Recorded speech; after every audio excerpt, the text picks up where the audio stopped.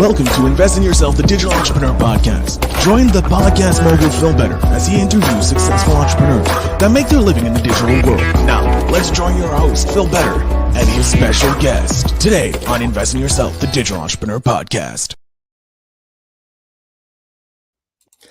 Welcome back to another exciting episode of Invest in Yourself, the Digital Entrepreneur Podcast. I am, of course, your host, Phil Better, the podcast mogul, and today's guest is someone who is taking adventure to a whole new level. She's the mastermind behind unforgettable experiences, blending travel and personal growth in ways that leave a lasting impact on all who attend. As the founder of Wandering Roots, she's created life-changing retreats for women across the globe, empowering them through exploration and connection. But that's not all. She's also a mentor to entrepreneurs, helping them design and host their own highly profitable retreats. So get ready for an episode packed with inspiration and insight, because today we are thrilled to welcome the incredible Anna. Anna, welcome to the show. Thank you. Thank you for having me. I am very excited to have you. I don't know a lot about retreats, other than, going on a vacation and, enjoying the treats of the vacation. So I'm very happy to have you here and learn all about what you've done and what you're doing. So thank you so much for being here. But as usual, the first question is why? Why did you decide to shell off the 9-to-5 corporate world and go into the craziness that is entrepreneurship? Sure. I'll give you the Cliff's Notes. It's a long story. I had a 13-year stint in molecular diagnostics. And in my last job in that field, I was given the opportunity to be an entrepreneur without any financial risk. So I was the first employee. I built the lab, I hired the staff, I bought the equipment, managed the inventory, all of that. And it honestly planted a seed that I wasn't super aware of yet. But then about 6 months into it, I had to have neck surgery. I was in 2 bad car accidents as a kid. And I was in a neck brace for 4 months and I couldn't drive. Honestly, the first pause in my life. I was 28. I felt not that I was going to die, but I just felt that like my own mortality for the first time. Like that was just something that happened to old people. And then all of a sudden I was like, oh shit, no, this is it. You get one chance at this. And I'm pretty miserable. I'm not jazzed at all about my career, even though I had attained wildly more success than I ever thought possible. And honestly, that just I sat in a sort of fear paralysis for a while of like, what do I do now? I mean, I've worked so hard to get here. And so anyways, I sort of found yoga to deal with chronic pain. They sort of undersell you the surgery of that. It's not the solution. You have to live with new hardware and figure that out. So that sucks. But anyway, so I just did that to sort of manage my pain and not have to be one of those pain clinic patients. And then I just started doing things that terrified me. Like I just said yes to anything that intrigued me but terrified me, that was just outside of my comfort zone. And eventually I tried to quit and I was going to pivot and take more of a role in like a sales sort of background. I thought I was still thinking narrow. I was like, okay, I'll stay in the same field, but I'll do something different and I won't be so bored and whatever. But my company gave me $40,000 to stay, a raise, which was more than my honestly, my first job out of college. I was like in the early 2000s. So I was like, oh God. So I went to my husband like a coward and I said, if I stay, I think the thing we should do with this money is you should go off on your own in landscaping. He had been doing it for almost 20 years, still loved it. And I just thought if he was going to work that many hours, he should work for himself and we could figure it out. So I did all of the things you don't think of about running a business, like website, socials, logo, things like bookkeeping, whatever. And all those fun activities. Oh yeah, the things that take up most of your time, right? Yeah. But anyways, he had a lot of success in the first year. Then the next year, I was just sitting at a, I was at lunch with a friend and I said, I want to host a retreat. I think that I had just taken yoga teacher training and I had never been in a situation where I was there with so many strangers that were just like showing up just as who they were, not who they were trying to be, and everybody was accepting them. And I had been traveling a fair amount and I thought I could combine that type of like a vibe with travel and host my own. So I did it. I did my first one in August of 2018. And then I side hustled the business for 2 years and then I left. I love it. Just you're like, okay, I've Yeah. gotten this. My husband's taken care of. His business is kicking ass and taking names. Yeah. I've done some retreating every once in a while for the last 2 years. I'm ready to go full bore into it. Yeah. I mean, I'm a numbers nerd, so I was just shoving money savings and watching all of that and like sort of trying to be calculated. But I quit October 2019 and then next year, 2020, I had to cancel all of my events. So like, awesome. Thank you so much. Yeah. So Yeah, 2020 was a very interesting year for a lot of entrepreneurs and non-entrepreneurs. yeah. Yeah. I mean, if anything, I was firm and that I didn't want to go back. I got asked so many times to come back and help set up COVID testing and my previous, and I was like, no, I don't want to. I will figure this out. I'm not interested in going backwards. This is a test and I will not fail it. It's one of those tests that the universe is like, are you really ready for this big change that we're bringing you?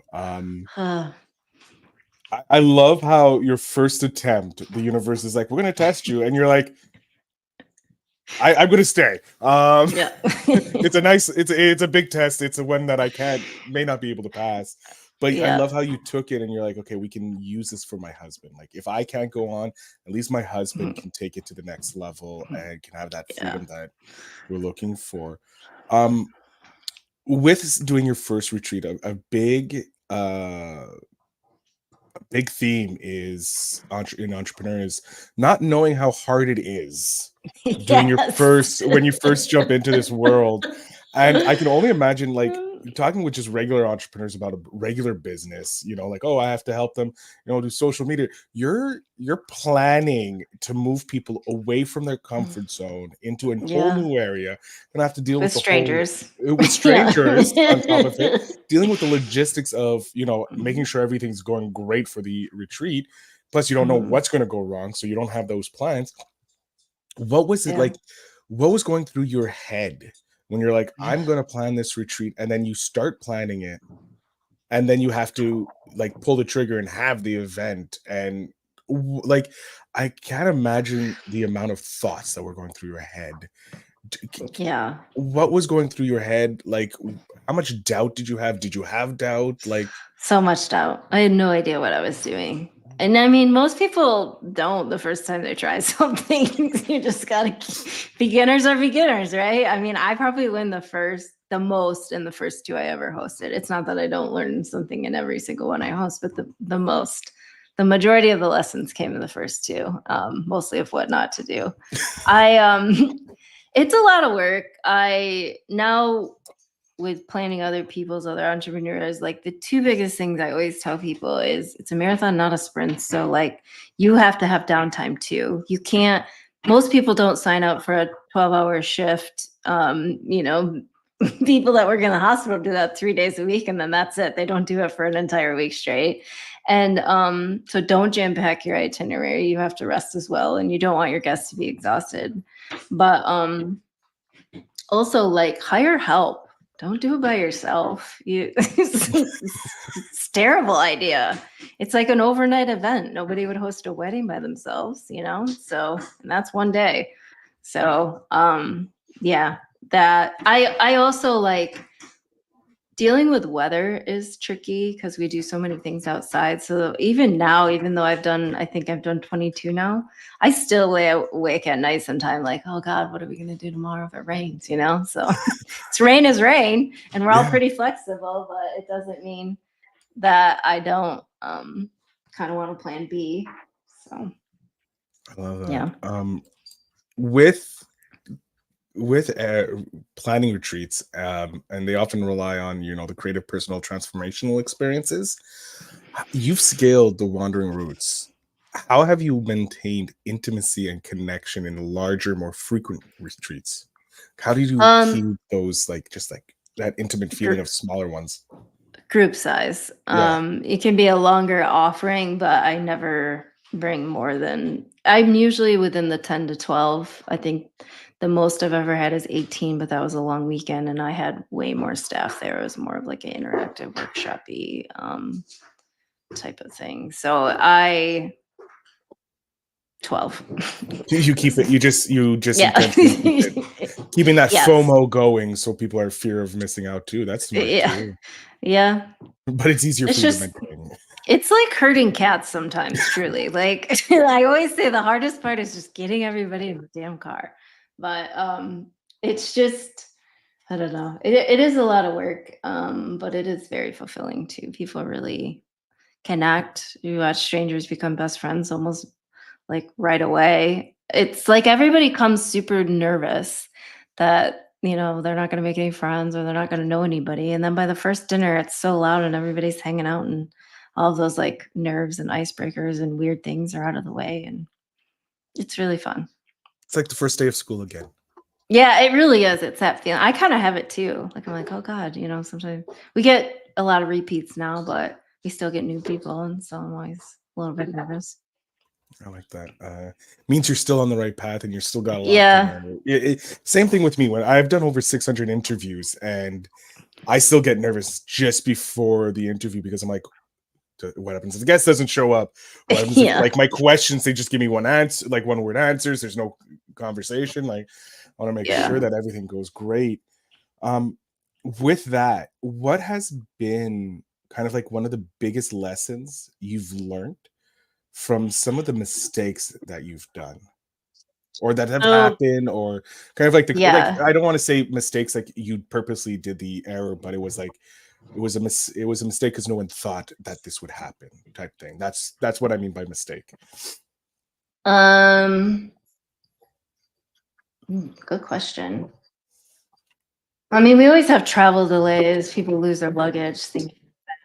So I'm pretty much getting used to handling. And we usually now always run somewhere that has a washer and dryer in case somebody does not have their stuff for 2 days. Um, at least we can wash it. Um, in the beginning, I don't like to do anything small. And in the beginning, I just was like, went from lab manager to no audience at all. And I was like, I'm going to host international on my second one. And I got 2 people to sign up. So it's hard to build an audience from scratch. It's not impossible. It just takes time. There's an added layer when you're spending the night with your clients. You have to also convince them that it's valuable, but you're not a serial killer. So it's a little bit of a larger I ask, right?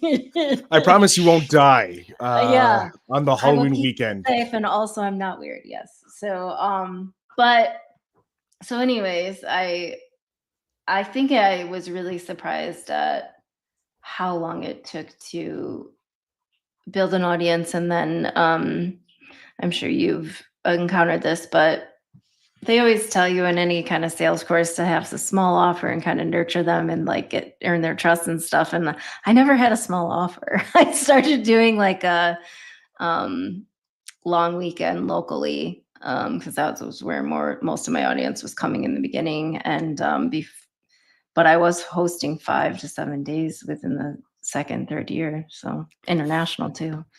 So it's a big ask. And also, so yeah, I guess the thing that surprised me is just how much probably I don't want to say wise. I don't have any regrets of the way I did it. But I do think that it would have been a better idea for anyone starting new, especially if this is a brand new business, to start a little bit smaller. Maybe do local, shorter days for a few years. Be a good idea. Instead of going, we're going to do a full international retreat Yeah. right out the gate. Yeah. Um, out of all the events that you've heard, all these not events you've heard, events that you've hosted, the retreats that you've done, has there been one that kind of like sticks out as maybe having the most impactful lesson to you, doing this, or one that just like it just stands out because it was like the craziest things happened at all times? Like it was just like everything that could go wrong went wrong, or everything Yeah. that could go right went right, and it was just like superbly amazing. Superbly amazing. I would say that always the failures stick out more than the successes. Human. But so two. One, my second one, I hosted in Banff National Park in Canada, and it we got hit by a massive blizzard fairly early, and so lots of people's flights got canceled, not rescheduled. One of my chef, and then another um, guest lost their luggage for 48 hours. I got a speeding ticket on the way to pick up my photographer from the airport because I was so distracted. Um, just so much shit. And I had to almost change the entire itinerary. Some of the trails were too icy and like some of the roads were closed, like whatever. And then when I hosted it in Sicily, it was 2021, fall 2021. We covered too much ground. I wanted to show everybody everything. And ever since then, I've hired drivers. It's just too much. I don't have any, first of all, I can't multitask when I'm driving. So I can't interact with the guests at all. Like they could be talking to me, but I'm not hearing anything. I'm just trying to figure out where the hell I'm going. And then it's just, it's a night, especially if we have maybe an hour one way. It's a nice opportunity to be able to connect one-on-one with guests, and those moments are not fleeting, but they are sort of precious because there are 12 people in one meet, and I like to make time to interact with everybody one-on-one. So, anyways, I now hire a driver so that I have the opportunity, and I'm not always just on a different capacity. Getting to the excursion and figuring that out is enough work than having to be there as well. So, Plus, you don't have to worry about getting speeding tickets anymore. no, exactly. God, I think I was a race car driver in a past life. I just have such a hard time not speeding. That heavy foot. It's terrible. It's fine. It's our little secret. No one needs to know about Okay. it. It's only going out to about the You're gonna world. edit this out, yeah? Okay. Oh, of course. Yeah. I love that. I love how each iteration of your retreats, you learn something, you improve upon it. Mhm. It's like you're investing in yourself. And I'm curious, what do you do to invest in yourself to make sure that you're always showing up as the best version of yourself? So a couple years ago, I decided I should be a guest on a retreat. If I'm preaching to everybody to like take care of themselves and invest in themselves, then maybe I shouldn't be such a hypocrite. So you did go on one last fall, and I went on one this year. This one was a shorter one. It was more for professional development and sort of businessy. But I still like to, first of all, I never like the host to know that I'm a host. I don't, it's like going to a yoga class and like knowing that there's teachers in your class. Like the more you do it, the more you're like, oh, those are the easiest people to teach. There is no pressure and there's no judgment because they've been in your shoes. But I think with new hosts or teachers, they're always like, oh God, she's just watching me. And I'm like, no, I'm like the most graceful client you have here. Or gracious. I've been in your shoes. So anyways, but I also don't want to talk shop. I just want to be a guest and not there to steal ideas. I'm just there to sort of be in the other side of the coin, right? Be in my guest shoes and remember that it is a little nerve-wracking and but also remember why I do it. So that would probably be the biggest way. I still invest. I think the most financial energy I've put into this business is always marketing. It's the thing I can't, it's not the thing I can't figure it out. It's the thing that I feel the least confident in. Just coming from a very corporate world, even though I worked for a lot of startups and I always wore a lot of hats, that definitely made me a troubleshooter and flexible and willing to learn things. But marketing is like this beast. Sometimes what works won't repeat and work again. And like from a data side of things, I'm like, well, that's stupid, So Yeah, you have a scientific background, so it's like the hypothesis, we've proved it once, we need to prove it again. It's not working. What's going on? This doesn't make sense. Yeah. Nope. And it's interesting. It just doesn't work. It doesn't compute. The Yeah. math isn't mathing. Yeah. Where do you see yourself in 10 years from now? Because this you've been Mm. doing it for quite some time now. You've had the success. I'm pretty sure you're hitting the levels of success that you had Yes. thought you would. But I'm wondering, where do you want to go? Like, what's next for Anna and the retreats?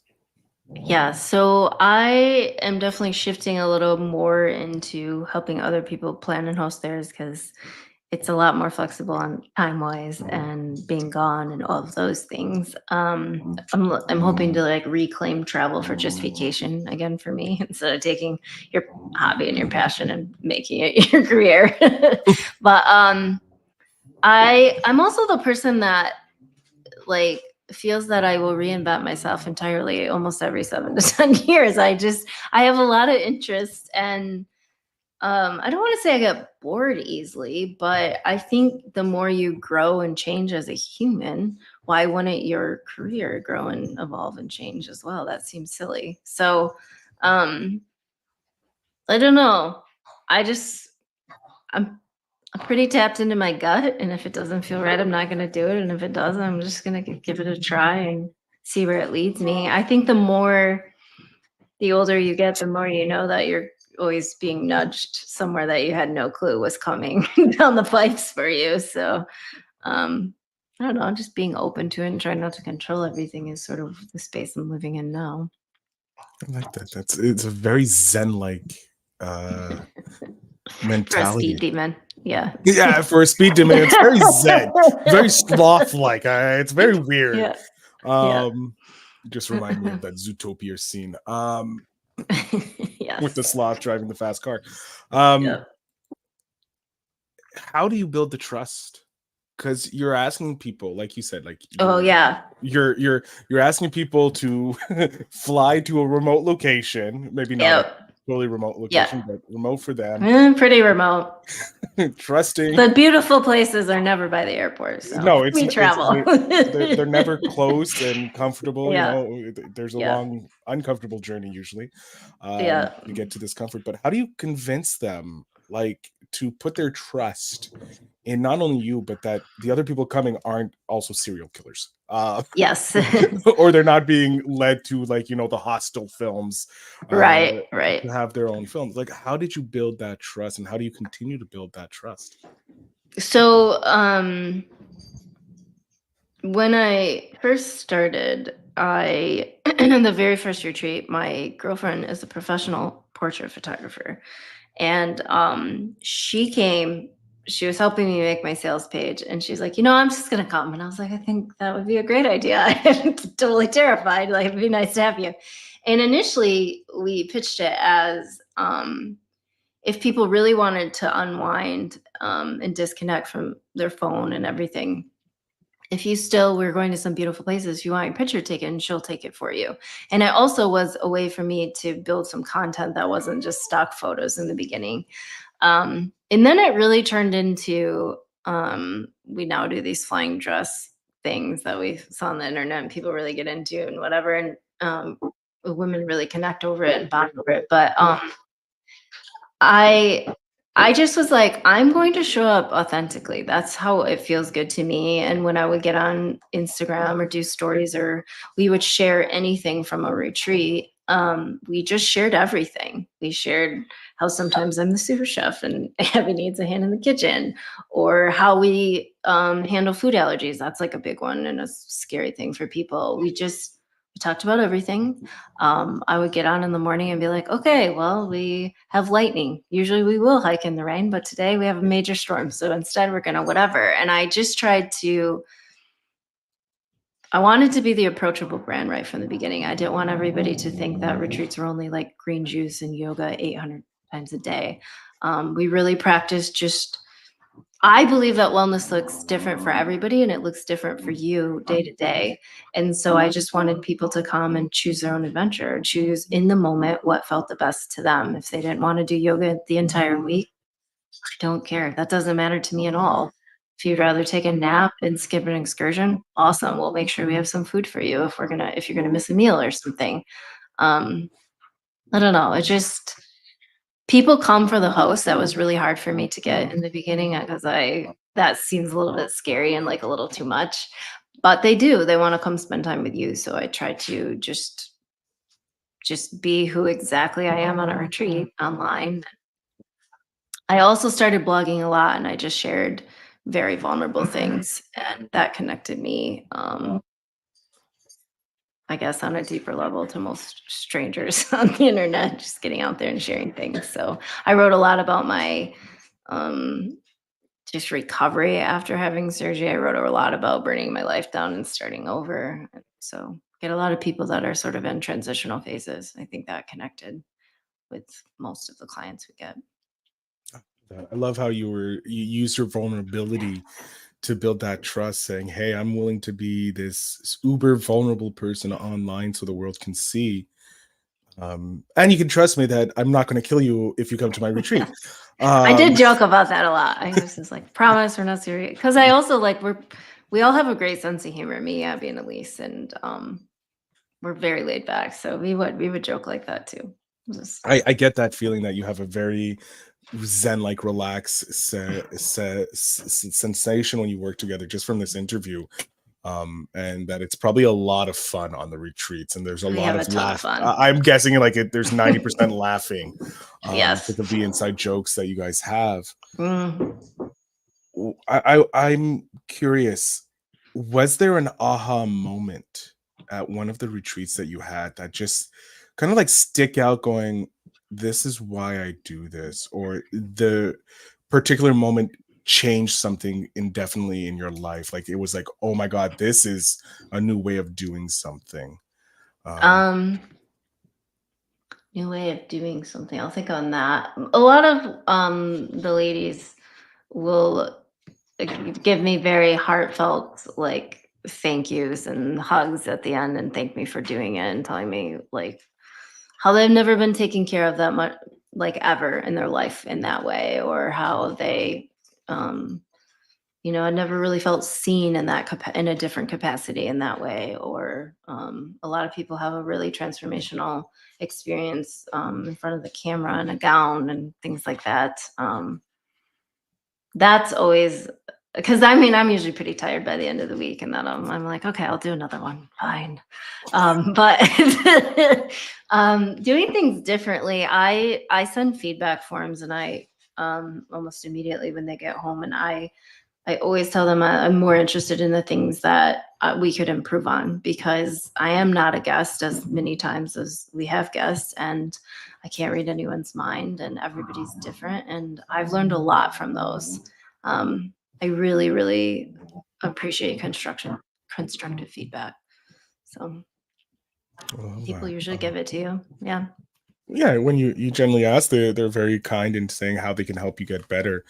Um, Was there one piece of feedback that really did change how you run your I retreats? I think in Ireland, which was a couple years ago, a lot of people said they felt like they were in the car too much, and I was like, okay, that is the permission I need to do half day excursions and only one full day or something like that. I really changed how I structured the itinerary after that. It was like a permission to be like, you don't have to give them everything. They want to explore more of the area. They can come back by themselves. It's okay. It's also not ever the primary reason that they're there. It's like nice to be in a beautiful location and we always stay at very beautiful homes, but and it adds to the vibe for sure, but it's never the primary reason that somebody's there. So I love that. We are coming to the end of the episode, which I hate because you are a fantastic, and I'm pretty sure you can tell us about a dozen other crazy adventures that you've had on your yes. excursions. We need And Jen for retreat. that though. Oh, Just kidding. I'm then kidding. I'll get Jen on the next episode so we can get I'm some of those kidding. I'm juicy, kidding. juicy details. But with that Hmm. said, I have your 10-year-old self right beside me. She's an amazing person. She's full of energy in life. And I'm wondering what advice you would love to be able to hand back to your 10-year-old self. Um, I always still tell myself, keep going and believe in yourself. I really think the difference between the people that do and the people that don't are just the ones that keep showing up and keep trying. To just keep going. You're learning a lot of lessons. If it doesn't feel great, it will. It's the highest highs, the lowest lows. um, just keep going. I love it. Anna, I'm going to off stage here. I want you to let my audience know where they can connect with you, how they can connect with you, and if they're interested in checking out maybe a future retreat. So the floor is yours. My website is your wanderingroots.com. You can connect with me there. You can send me an email or book a consult. Some people like to chat in person to verify that I'm not a serial killer. And we have only a couple spots left to Iceland. The Italian Dolomites sold out immediately, and we still have spots for Belize. Those are the only two chances to retreat with us, but they're both amazing, and we'd love to have you. And if you're an entrepreneur that wants to plan a retreat, you can also find all the info there. And I'm on Instagram at Your Wandering Roots. I'm terrible about being on it unless I'm on retreat, but just keep an eye out. I love that. Anna, I want to thank you so much. I'm possibly going to be looking into some of your retreats. I like that Iceland and Belize idea. Yeah, Um, thank you.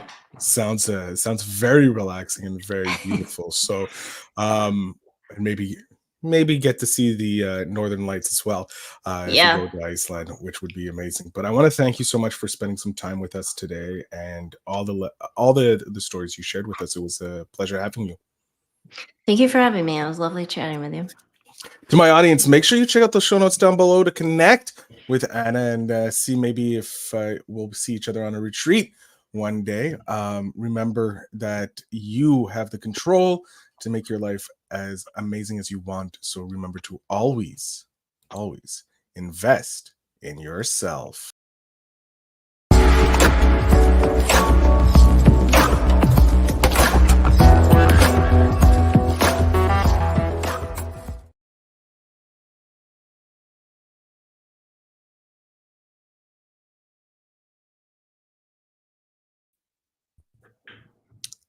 Thank you.